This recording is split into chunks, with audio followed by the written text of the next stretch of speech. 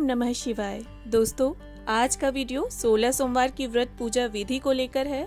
16 सोमवार के व्रत भोलेनाथ को समर्पित होते हैं और यह कठिन व्रतों में से एक माने जाते हैं जो किसी भी मनोकामना पूर्ति के लिए किए जाते हैं।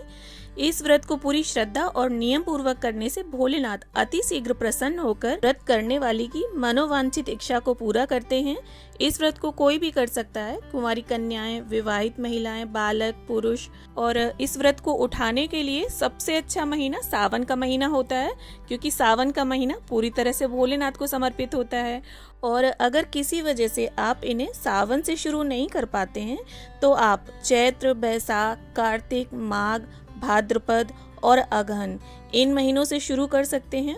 और अगर इन महीनों से आप शुरू कर रहे हैं तो इनमें जो शुक्ल पक्ष आएगा उसमें आप व्रत शुरू करेंगे। तो देखिए, सबसे पहले सुबह सवेरे अपने दैनिक कर्मों से निपट कर आप सबसे पहले देखिए एक चौकी या पटा बिछा लें। और यहाँ देखिए मैंने सफ़ेद वस्त्र और पीला वस्त्र बिछाया हुआ है। और इसके बाद शिव परिवार की फोटो को हम यहाँ विराजित कर लेंगे। और इसके साथ ही देखिए 16 सोमवार के जो व्रत होते हैं उनमें पार्थिव शिवलिंग का निर्माण करके उनका अभिषेक और पूजन करने का एक अलग ही महत्व होता है।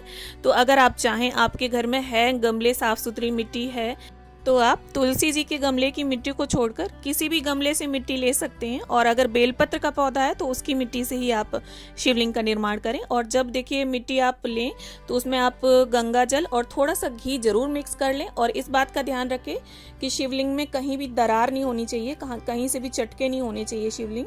और इसके बाद देखिए मैंने यहाँ बेलपत्र पर विराजित कर लिया है शिवलिंग को। और इस तरह से एक पात्र में थोड़ा ऊंचाई में स्थान देते हुए हम शिवलिंग को रख लेंगे। और यहाँ देखिए दीपक भी मैंने विराजित कर लिया है अक्षतों का आसन देते हुए, और दीपक प्रज्वलित कर लिया है। और इसके बाद देखिए गंगा जल का छींटा देकर हम सबसे पहले गणपति जी का, शिव जी का और फिर माता पार्वती का पूजन कर लेंगे। और देखिए इस बात का आप ध्यान रखें कि शिव जी को हल्दी, रोली, कुमकुम ये चीज़ें नहीं चढ़ाई जाती हैं। और इसके बाद देखिए हम गणपति जी को यहाँ जनेऊ, दूब घास और कुछ फूल समर्पित कर देंगे। और इसके बाद सभी को फूल समर्पित कर देंगे और वस्त्र रूपी कलावा अर्पित कर देंगे। और पूजन करते समय मन में शिव जी का ध्यान रखते हुए उनके मंत्रों का उच्चारण करते हुए, जो भी मंत्र आपको आता है उसका उच्चारण करते हुए पूजन करते रहें। और यहाँ देखिए इस तरह से व्रत पुस्तिका है सोमवार व्रत कथा की मेरे पास। इसमें 16 सोमवार की भी कथा दी हुई है और सभी प्रकार के सोमवारों की भी कथा इसमें वर्णित है। तो उसका भी पूजन हम कर लेंगे और उसे भी इस तरह से विराजित कर लेंगे। इसके बाद देखिए सबसे पहले हम शिवलिंग को 4 बार गंगा जल अर्पित करेंगे। आपके पास अगर गंगा जल कम है तो आप 2 बूंदे ही जल में डाल लें। और इसके बाद देखिए कच्चे दूध से अभिषेक करेंगे हम शिव जी का। और इसके बाद देखिए वापस शुद्ध जल से हम अभिषेक कर लेंगे शिव जी का। और जिस चीज़ से भी आप अभिषेक करें, अभिषेक की कोई भी सामग्री शिवलिंग पर लगी नहीं रहनी चाहिए, इससे हमें दोष लगता है। अगर आप चाहें तो पंचामृत से भी अभिषेक कर सकते हैं। और यहाँ देखिए सफ़ेद चंदन से मैंने त्रिपुंड बना दिया है, क्योंकि अभिषेक करने के बाद शिव जी का श्रृंगार आवश्यक हो जाता है। और यहाँ पर देखिए गुलाल अर्पित कर रही हूँ मैं। सिंदूर, रोली, कुमकुम, हल्दी ये चीज़ें हमें शिव जी को अर्पित नहीं करनी है। और इसके बाद देखिए अक्षत अर्पित कर देंगे हम। और इसके बाद देखिए अबीर अर्पित कर रही हूँ मैं यहाँ पर। तो जो भी शिव जी की प्रिय चीज़ें हैं, भस्म से भी आप अभिषेक कर सकते हैं, लेकिन भस्म जो होती है वो श्रृंगार का हिस्सा नहीं होती, अभिषेक का हिस्सा होती है। इसके बाद देखिए हमने जनेऊ अर्पित कर दिया है। और इस तरह से देखिए बेलपत्र हमें लेना है, उसका जो टाइट डंडी वाला भाग जो होता है वो हटाकर आपको बेलपत्र पर अंकित कर सकते हैं चंदन से। आप चाहें तो अपनी मनोकामना लिख सकते हैं, या राम का नाम लिख दें, या ओम नमः शिवाय लिख दें। और इस तरह से देखिए चिकने भाग को शिवलिंग पर टच करते हुए हम बेलपत्र अर्पित कर देंगे। आप 1, 3, 5, 7 जितना आपका सामर्थ्य हो आप उतने बेलपत्र अर्पित करें। और यहाँ पर देखिए समी पत्र अर्पित कर दिया है हमने, और धतूरा हमने अर्पित कर दिया है। आपको ये सामग्री अगर उपलब्ध हो जाए तो बहुत अच्छी बात है, वरना अगर एक बेलपत्र भी आपको मिल जाता है तो वो भी काफ़ी है। और इसके बाद देखिए सफ़ेद फूल हमने अर्पित कर दिए हैं। तो देखिए ये पूजन आपको सुबह भी करना है और प्रदोष काल में भी, क्योंकि शिव जी की पूजा का प्रदोष काल में ज़्यादा महत्व होता है। और इसके साथ ही देखिए जब हम श्रृंगार कर लेंगे, सारा सामग्री हम अर्पित कर लेंगे, इसके बाद देखिए सबको हम इत्र अर्पित कर देंगे। और इसके साथ यदि आप चाहें तो माता गौरी को कुछ सुहाग की सामग्री जरूर भेंट करें, चाहे आप खाली चुनरी ही भेंट करें।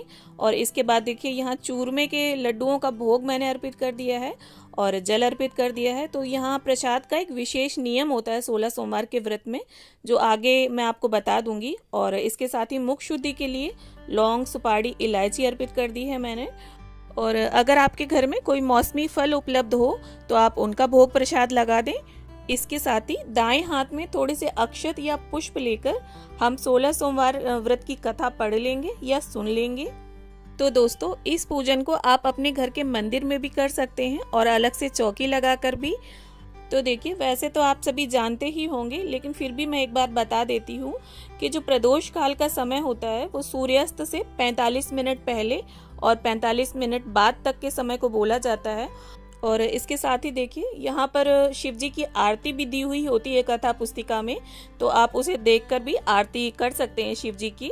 और कथा संपन्न होने के बाद ये जो हाथ में अक्षत और पुष्प होते हैं, इन्हें हम शिव जी के समक्ष ही छोड़ देते हैं। और इसके साथ ही अब हम शिव जी की कपूर आरती कर लेंगे, क्योंकि कपूर जो है वो शिव जी को अत्यंत प्रिय होता है। तो देखिए, जैसा कि मैंने बताया कि 16 सोमवार के व्रत में भोग का एक विशेष नियम होता है। इसमें 3 हिस्से भोग में चढ़ाए जाते हैं। पहला हिस्सा भोलेनाथ को, दूसरा हिस्सा आप परिवारी जनों में समर्पित कर सकते हैं और तीसरा हिस्सा व्रत करने वाले का होता है। तो जो भोलेनाथ का हिस्सा होता है उसे आप गाय को या कन्या को दे सकते हैं और व्रत करने वाले को एक जगह बैठकर सिर्फ वही हिस्सा खाना होता है और इसके बाद जल पी लेना होता है और इसके बाद कुछ भी खाना नहीं होता है। हाँ, आप पानी ले सकते हैं और दिन में आप चाय, दूध, पानी सिर्फ यही लेंगे, कुछ खाएंगे नहीं। तो देखिए, 16 सोमवार के नियम अनुसार इसी प्रकार से व्रत किया जाता है। और इस व्रत को आप फलाहार भी रख सकते हैं, जैसे शाम के समय जो ये भोग चढ़ाया है हमने चूरमे के लड्डू, इसकी जगह आप केले भी चढ़ा सकते हैं या कोई फल भी चढ़ा सकते हैं। उसके 3 हिस्से आपको करने होंगे। जैसे आप 12 केले ले लें तो 4-4 केले करके 3 जगह आप भोग अर्पित कर दें, या कोई भी 6 फल लेकर उन्हें 2-2 करके 3 जगह अर्पित कर सकते हैं। तो इस तरह से 16 सोमवार के व्रत का नियम, पूजा विधि मैंने आप सभी को बड़ी ही सरलता से इस वीडियो में बताने का प्रयास किया है।